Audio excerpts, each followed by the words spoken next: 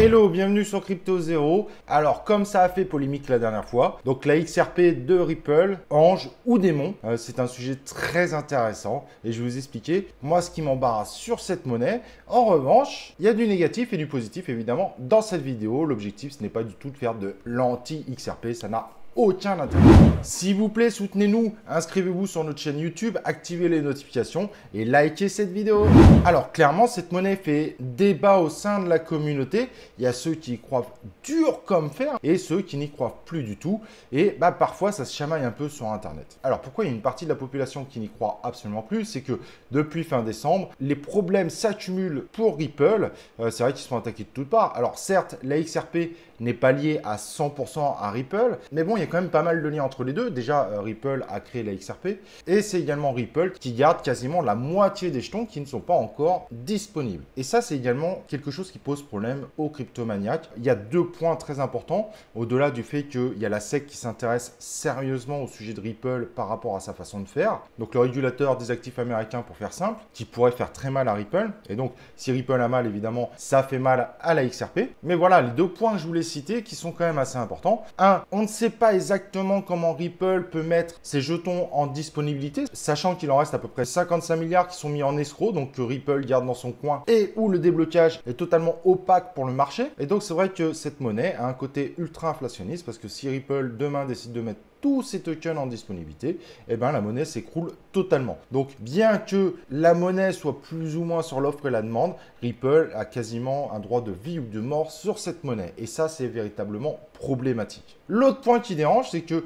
en réalité, Ripple va un peu à l'encontre des crypto-monnaies. Alors oui, c'est une crypto-monnaie. On est censé parler de finances décentralisées, mais au final, tout le système de Ripple n'est pas du tout décentralisé. Et ça pose un véritable problème à un certain nombre de cryptomaniaques. Donc je ne parle pas des investisseurs en soi, je parle de ceux qui croient au projet. Alors évidemment, j'ai parlé de tout le tableau noir, mais il y a des vrais cryptomaniaques qui croient énormément encore à cette monnaie malgré son cours actuel. Parce qu'il faut reconnaître, Ripple est présent dans 70 institutions financières comme American Express, BBVA, Crédit Agricole. Et ça, c'est clair que c'est un atout majeur quand même pour Ripple. S'ils se prennent une amende record, il y a une chance que ça arrive. Malgré tout, il y a quand même un soutien assez fort qui est derrière. Donc, la question par rapport à la XRP, qui est forcément liée à cette image de Ripple et les problèmes que je vous ai proposés avant, est-ce qu'elle va rester très bas, voire finir par chuter un peu, bien qu'elle ne pourra pas chuter beaucoup vu le prix où elle est, ou est-ce qu'elle va exploser?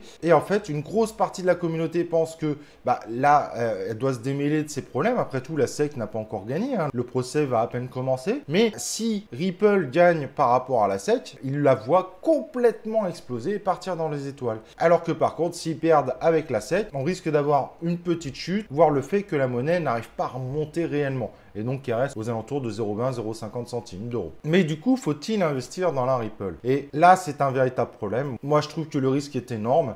Maintenant, je comprends aussi tous ceux qui sont vraiment fans de Ripple et de la XRP et qui pensent que quand on l'achète à 0,40, voire quand on descend des fois à 0,1, il suffit qu'elle fasse x10 pour que ça soit ultra rentable. Et on ne peut pas leur dire que ça ne peut pas arriver. On ne sait pas ce qui va se passer à la fin avec le procès. Donc, en effet, une XRP à 5 euros, ça paraît assez compliqué parce que son image est très dégradée. Mais après tout, si Ripple gagne face à la SEC, l'image qu'a Ripple pourrait complètement s'inverser et faire exploser sa valeur si bien sûr, évidemment, Ripple ne remet pas tous les jetons restants sur le marché. Donc au final, Ripple reste maître de la situation malgré tout. Voilà, j'espère que c'était plus clair cette vidéo. Vous voyez, je ne suis pas du tout anti-Ripple. J'essaye d'être objectif. Voilà, j'espère que ça vous a éclairé sur la XRP, ma vision que j'avais aussi dessus. J'avais été très bref la dernière fois. Et évidemment, on se retrouve dans un prochain épisode de Crypto Zero.